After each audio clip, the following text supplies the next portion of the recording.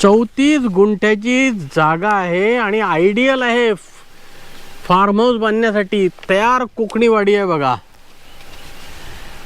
आणि त्याच्यामध्ये तुम्ही बघू शकता आंब्याची साधारणतः 14-15 झाडं आहे. रायवळ आंब्याची झाडं आहे. काजूची त्याच्यामध्ये साधारणतः 10-12 झाडं आहेत.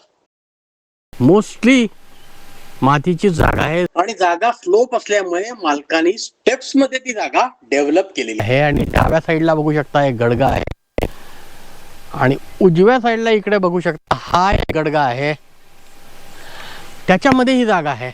आणि इकडे बघू शकता हा रोड, हा कच्चा रोड जो आहे हा झडपीचा रोड आहे.